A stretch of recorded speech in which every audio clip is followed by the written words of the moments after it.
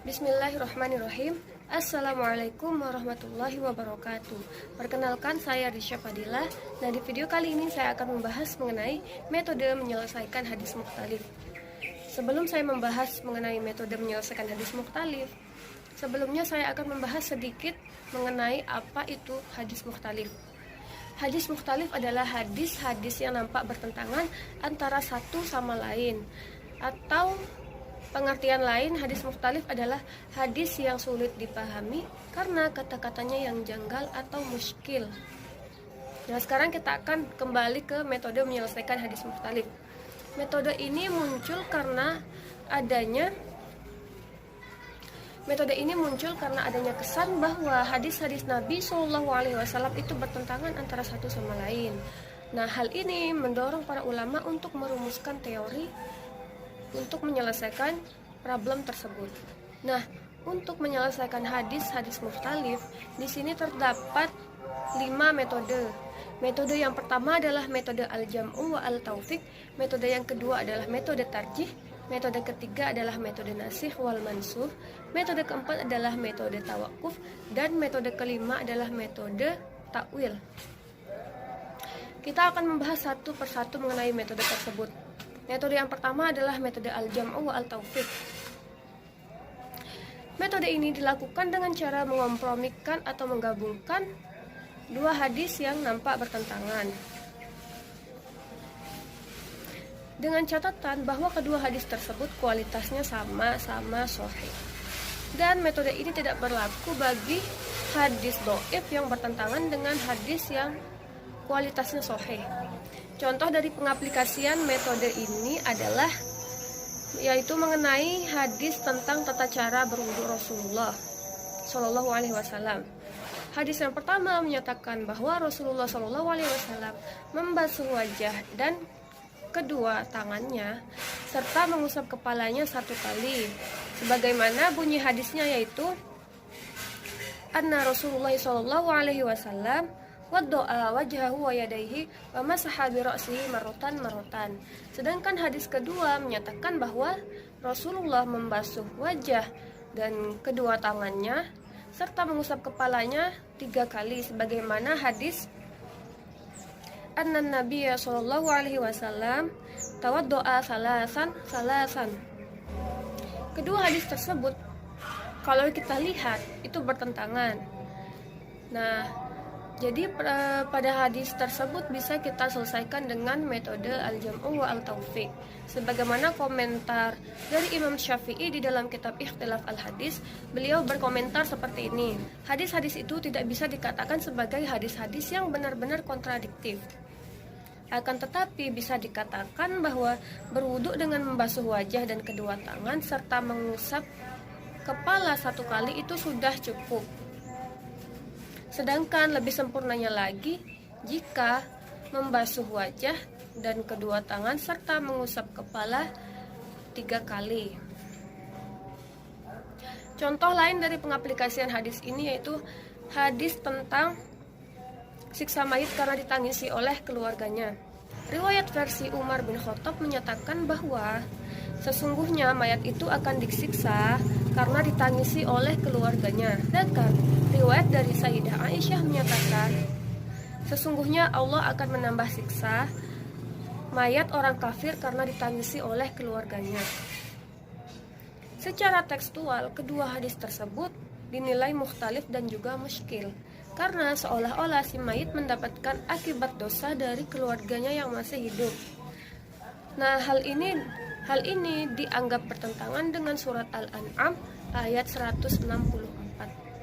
Jika dilihat dari asbabul wurud hadis tersebut, diceritakan bahwa pada saat itu Nabi Shallallahu Alaihi Wasallam sedang melewati jenazah perempuan Yahudi yang sedang ditangisi oleh keluarganya. Maka Nabi Shallallahu Alaihi Wasallam bersabda, sesungguhnya menangisi mayit tersebut dan sesungguhnya ia sedang disiksa di alam kuburnya. Para ulama dalam memahami hadis tersebut, kedua hadis tersebut berbeda-beda.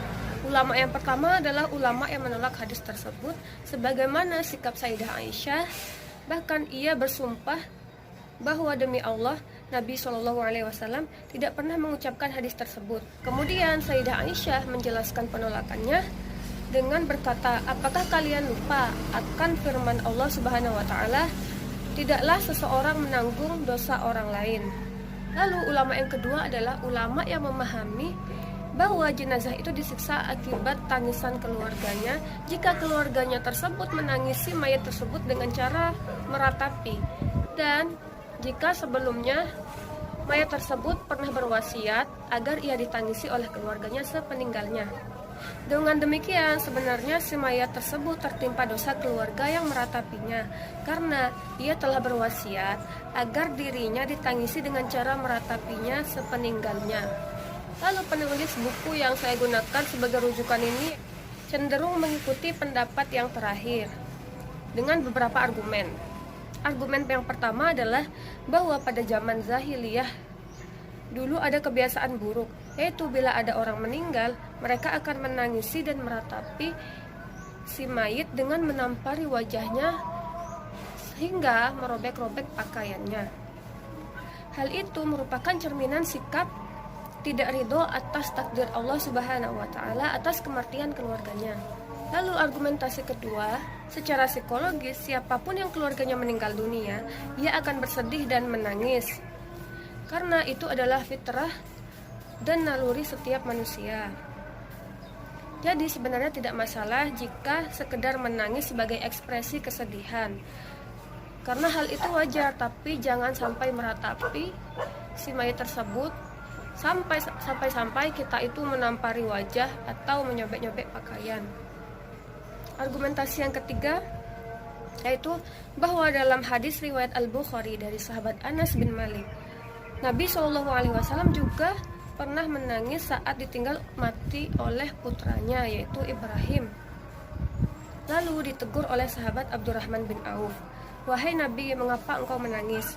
Lalu Nabi menjawab, "Sesungguhnya tangisku adalah tangisan kasih sayang. Sesungguhnya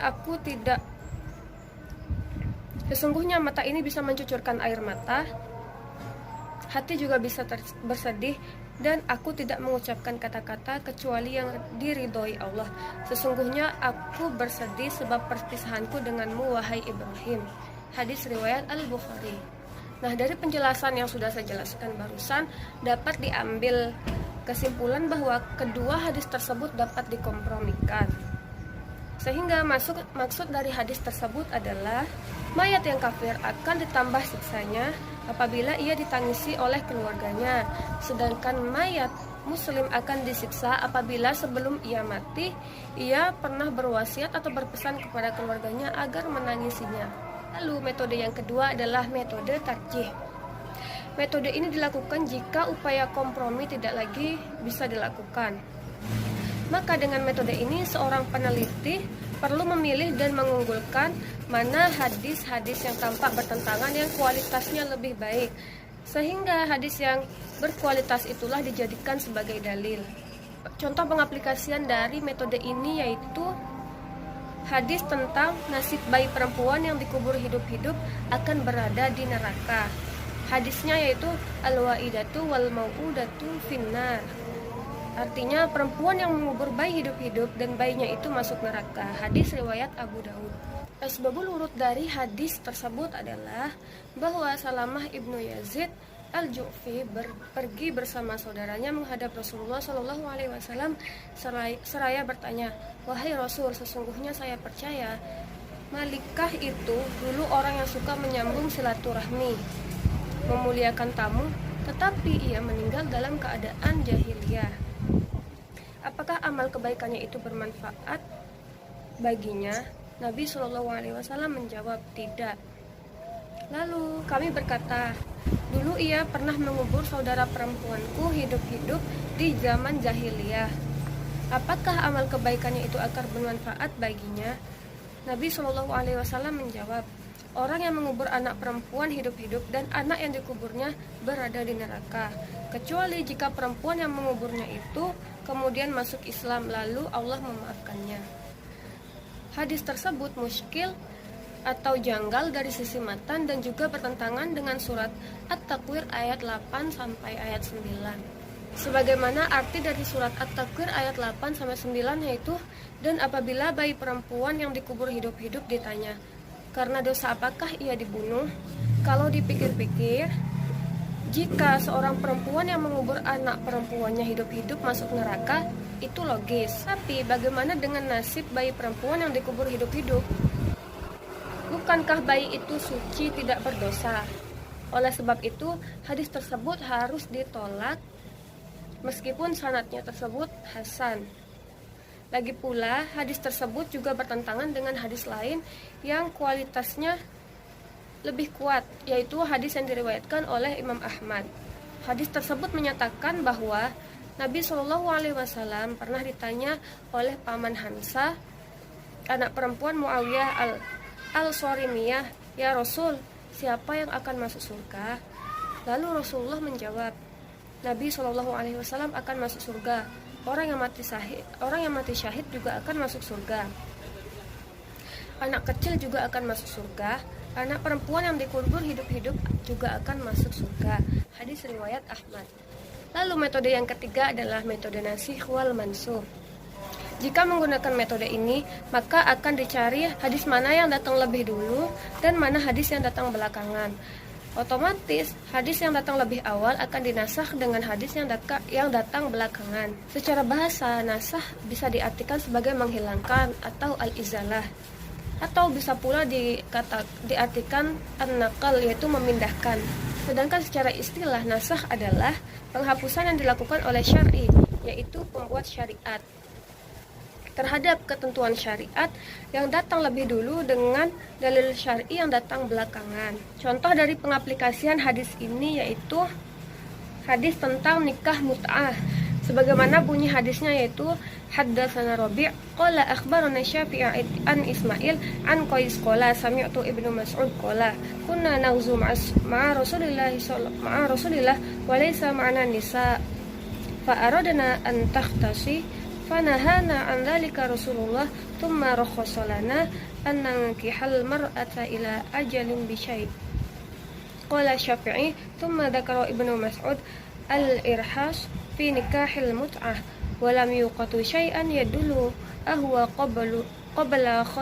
qabla khaybarin am ba'daha فأشبه حديث علي بن أبي طالب في نهي النبي عن المتعة أن يكون والله أعلم ناسخا فلا يجوز نكاح المتعة بحال وإن كان حديث الربيع بن سبرة يثبت فهو يبين أن رسول الله أحل نكاح المتعة ثم قال هي حرام إلى يوم القيامة. Qala fa illam yathbut wa lam yakun fi haditsin Ali bayanun annahu nasikhun li hadits Ibni Mas'ud wa ghairihi mimma rawa ihlalil mut'ah saqata tahliluha bidilailil Qur'an wa sunnati wal qiyas wa qad dzakarna dzalika haitsu sa'alna anhu. Kutipan tersebut memperlihatkan bahwa nikah mut'ah atau kawin kontrak itu dahulu pernah diizinkan oleh Rasulullah SAW pada saat perang Khaybar. Namun kemudian dinasakh sehingga nikah mut'ah tidak boleh lagi dilakukan sampai hari kiamat. Metode yang keempat adalah metode tawakuf. Nah, metode tawakuf ini adalah metode yang dilakukan dengan cara menghentikan atau mendiamkan, yakni dengan tidak mengamalkan hadis sampai ditemukan adanya keterangan hadis manakah yang bisa diamalkan. Namun sikap tawakuf ini sebenarnya tidak menyelesaikan masalah, melainkan membiarkan dan mendiamkan masalah tersebut tanpa solusi. Oleh sebab itu, metode tawakuf ini harus dipahami sebagai sementara waktu. Sehingga jika ditemukan takwil yang rasional mengenai suatu hadis, dengan ditemukannya suatu teori dari penelitian ilmu pengetahuan atau sains, maka tawakuf tidak berlaku lagi. Sebagaimana contoh hadis tentang lalat, di mana Rasulullah SAW memerintahkan supaya apabila ada lalat hinggap di minuman, supaya menenggelamkan lalat tersebut sekalian. Karena di sayap kiri lalat tersebut terdapat racun dan di sebelah kanan sayap lalat tersebut terdapat penawarnya. Hadis ini dipersoalkan asliannya. Nah, sebagian orang menganggapnya bertentangan dengan ilmu kesehatan. Namun ternyata terdapat penelitian baru yang justru menguatkan kebenaran hadis tersebut. Lalu metode selanjutnya yaitu metode takwil. Nah, metode ini bisa menjadi salah satu alternatif baru dalam menyelesaikan hadis-hadis yang tampak bertentangan. Nah, contoh dari pengaplikasian hadis ini yaitu hadis tentang lalat. Hadis tersebut dinilai kontradiktif dengan akal dan teori kesehatan. Karena lalat merupakan serangga yang berbahaya dan serangga yang dapat menyebabkan penyakit. Namun ternyata penelitian dari sejumlah peneliti muslim di Mesir dan Saudi Arabia terhadap masalah ini justru membuktikan hal lain. Para peneliti tersebut membuat minuman di dalam beberapa bejana, lalu di dalam bejana tersebut dimasukkan minuman yang berupa campuran air, madu, dan jus. Kemudian dibiarkan terbuka agar dimasuki lalat. Setelah lalat masuk ke dalam beberapa minuman, mereka melakukan komparasi penelitian antara minuman yang dimana lalat tersebut dibenamkan dan minuman dimana lalat tersebut tidak dibenamkan. Ternyata melalui hasil pengamatan mikroskop diperoleh hasil bahwa minuman yang dihinggapi lalat lalu tidak dibenamkan, di dalam minuman tersebut dipenuhi banyak kuman dan mikroba. Sementara minuman yang dihinggapi lalat, lalu lalat tersebut dibenamkan sekaligus ke dalam minuman tersebut, justru tidak ditemui sedikit pun kuman atau mikroba. Hal ini adalah sebuah penelitian ilmiah yang semakin membuktikan kebenaran hadis tersebut secara ilmiah. Kesimpulannya adalah hadis mukhtalif adalah hadis-hadis yang nampak bertentangan antara satu sama lain. Nah, pengertian lain dari hadis mukhtalif adalah hadis-hadis yang sulit dipahami karena kata-katanya yang janggal atau muskil. Kita jangan terburu-buru dalam menolak hadis yang dinilai kontradiktif sebelum kita benar-benar melakukan verifikasi secara mendalam mengenai hadis tersebut. Lalu di sini terdapat 5 metode untuk menyelesaikan hadis-hadis mukhtalif. Metode yang pertama adalah metode al-jam'u wa al-tawfiq, yaitu metode mengompromikan dua hadis. Yang kedua metode tarjih, yang ketiga metode nasikh wal mansukh, yang keempat adalah metode tawakuf, dan yang kelima adalah metode takwil. Demikian penjelasan dari saya mengenai metode menyelesaikan hadis mukhtalif. Semoga bermanfaat. Kurang lebihnya saya mohon maaf. Wassalamualaikum warahmatullahi wabarakatuh.